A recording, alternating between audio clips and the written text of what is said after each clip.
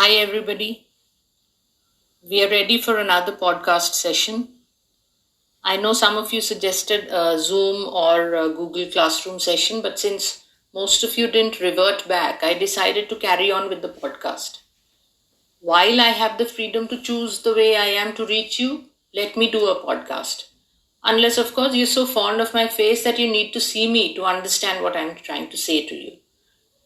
We might have to eventually do a Zoom meeting, but till then, podcast it is. Gives me a little freedom, I will confess. I can teach without having to bother about how I look or how I am dressed, because after all, these are unusual times. We are all homebound, confined, plagued by an enormous number of fears, doubts, questions, etc. about COVID 19. I hope all of you are doing fine and taking care. The essay that we are doing today is Eric Hayot's Against Periodization or On Institutional Time. I don't know whether it strikes you as strange or not. Well, if it doesn't, it means you're not paying enough attention. The point that I'm trying to make is, why are you being made to read essays that are dissenting in nature? They don't seem to agree with a lot of things in the academic world or with how things are regarded since times immemorial. We learn about literary movements, not as coursework or as a paper which delineates literary movements as can be summed up by a quick reading of M.H. Abrams' book on literary terms. No, it's not as easy as that. This paper is not at all as easy. It teaches you all about different perspectives, how to angle your visions and see what you have accepted as obvious. It teaches you to view things differently. This teaches you to engage, dispute, and build a temperament for research, which is why you are supposed to have chosen to do a master's in a particular subject. Which is why the essay begins with the Dutch, Portuguese, Sephardic origin philosopher's words, Baruch Spinoza. His words were, every definition is a negation. As simple as that. A definition is something which is final, straight-jacketed, not amenable or open to variations, which means what you profess to be right may be wrong in another context. If I say I am a woman, I am negating the fact that I am a man. And that is why the title talks about periodization or on institutional time. Anything which is institutional reeks of subservience to an ideology, which you may be or may not be in alliance with, but owing to your position as within the institution. Now, institution is not to be understood as a physical structure, but more as a school of thought. You might feel obliged to align yourself with anything which seems to have the stamp of authority or of the majority, which is why it is necessary to follow two methods to stop this very natural allegiance according to biases or partialities. Hayot calls it a pessimistic vigilance, which can prevent such unnecessary distortions of thought according to prevalent opinion. First method, unless you allow concepts to be pitted against other concepts, you don't realize how good or bad your concepts are. Second, unless you make room for the trans-conceptual and the trans-methodological, these negations will keep cropping up and creating confusion. Trans means anything which grows across the boundaries. By allowing interdisciplinary studies and transnational studies, you are throwing open more possibilities and preventing restrictive thinking, which is why Hayot describes a trans concept like a bird picking a concept's mouth. I do not know how many of you are familiar with this, but there are, pictures one has seen often of a bird sitting on the mouth of a crocodile, a wide open mouth of a crocodile, and picking stuff which are stuck in within the crocodile's teeth. So, what is the bird actually doing? It is helping the crocodile to get rid of matter that it can't get rid of itself. So, these are means of easing, clarifying, providing for comfort and convenience. And Hayot sees transconceptual thinking as that. So, these strategies help to place others. These strategies help to place definition and negation together, highlight ways in which knowledge is monopolized. Yet, despite it being so obvious, we have failed by allowing for the dominance of period. Period means, you all know this, we've already done this before, we've done in the previous semester, we've done Micah Matic's essay on periodization and difference, where he talked about the absolute ridiculousness of placing two people in the same period who might be very, very different in approaches to their ways of narrating, writing poetry, just because they happen to be born around the same time. Now, Hayot talks about the dominance of period, literary period. This way of categorizing, this dominance of period, that has in turn led to a collective failure of imagination and will. Innovation and right to independent thinking has been snuffed out. There has been a habit to extend periods. The reason why the early modern period stretches as back as to almost the medieval times, or for the later modern to as close as to the present times. There has been a reluctance to cross boundaries. It is easier to extend it rather than to make a break and say, no, this definition is different. Let us call this writer who belongs to the modern period maybe, but he thinks differently, writes differently, so that let's name him differently. There has been a reluctance to cross boundaries. It is safer to stay within institutional time, which is why I described it as a straitjacket. A straitjacket is that which lunatics or violent prisoners are made to wear to keep them under control. Now, to illustrate the dominance of literary periods, he talks about the job listings of the Modern Language Association of America, a body which promotes the study and teaching of language and literature since 1883. Literary periods seem to have become the aim and purpose of literary study. Right from the job markets to designing of undergraduate curriculum, to journals, to conferences and the type of testing done to assess comprehension, he is worried about this lack of freedom. Even if individuals taking classes are free to delve, discuss and possibly ignore period. But that is done only after an explanation of the period as the first step to literary study is made. Thus, a very predictable pattern appears in the work of research scholars, in the thematic concerns of conferences, in the nature of publications, etc. Everything is so codified according to the demands of the job market. And even after professors are tenured, now a tenure is a period of about 6 to 7 years, when a professor from an assistant professor becomes an associate professor. They continue. Now these professors, even after having gained promotion, they continue to follow the mandate of their early training and follow periods as they have been established by tradition. Not many of them dare to, break out of the shackles and emerge as independent thinkers. It's easier to follow, it's not very easy to stick out like a sore thumb. It's easier to follow the herd. It is not as if there have been no conceptual challenges to periodization. In the 1980s, there came a body of theory called New Historicism. The goal of new historicists was to understand intellectual history through literature and literature through its cultural context. However, New Historicism came to stay as a rather modified and tamed version of what it arrived as. It arrived as a very aggressive package, but then it stayed on, properly tamed and adhering to the norms of expectations.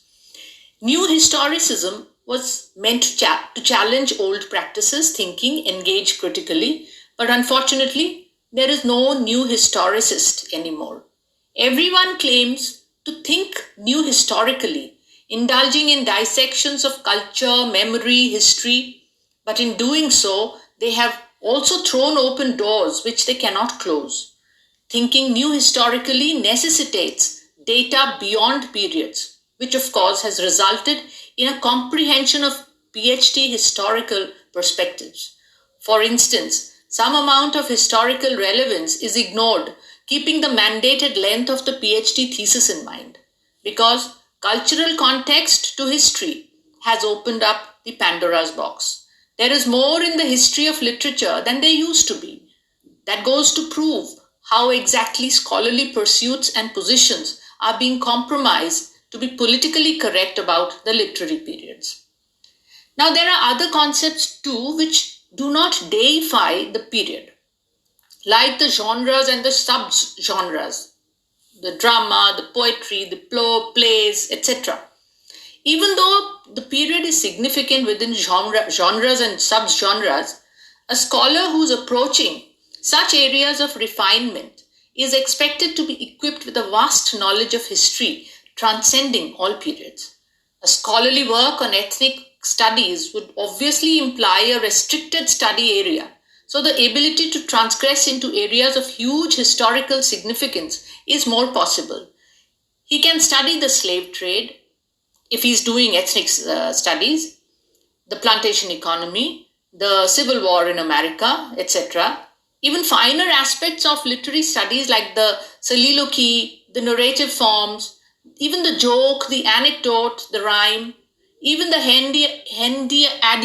hendiadis, which means an expression of a single idea using two words, something like, he's so nice and warm, instead of saying, uh, the room is nicely warm. Suppose I want to describe a room which is nice and warm, and I want to say it in just two words. I say nice, the room is nicely warm. These were included by Italian literary historian Franco Moretti and Y.C. Dimock, a professor of English and American Studies at Yale University. Use of these very fine literary units could invoke less regard for period in job advertisements by the MLA, but it doesn't, unfortunately. This essay is more contemporary and practically relevant to the study of literature of today because it raises questions about the job market for these scholars. Some of the blind spots of periodization is listed by the author.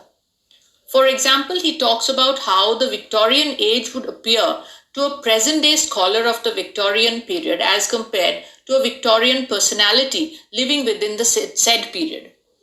So, if in a department we have scholars, research scholars teaching various areas of literary significance, that means suppose there's a scholar teaching Victorian poetry and having read up enough about Victorian age and the history and the cultural context to it, is expected to throw up different symbols and different meanings because of the years of research that has gone into it, as compared to someone who has researched on modernism or has researched on medievalism or has researched on the Victoria on the Romantic period. So, for instance, why should there be a Victorian period? There are sometimes periods are imposed upon the study of international literature. They are almost national. For instance, why should there be a Victorian period in Spanish or French literature?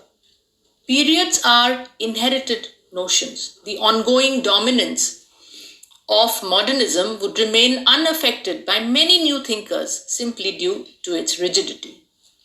Periodizing history promotes historical macroscopism, which means that at undergraduate level, the student is taught by temporary part-time teachers or graduate students and are allowed the tutelage of an original scholar after having gone through inane circles of teaching.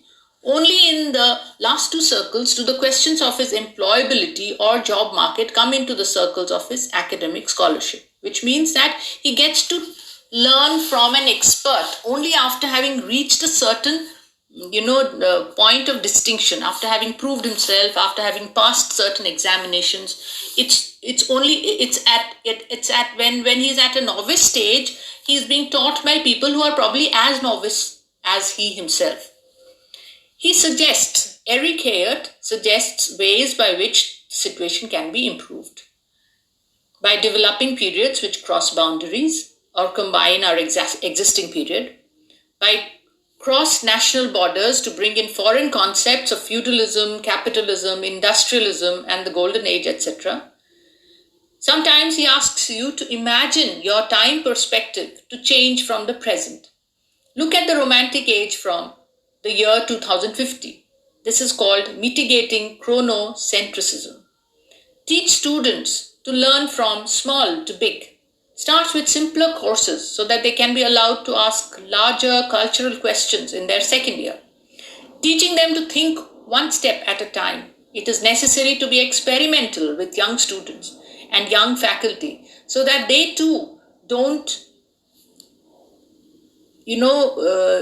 emerge as the predictable, unquestioning scholars as that which has preceded their period.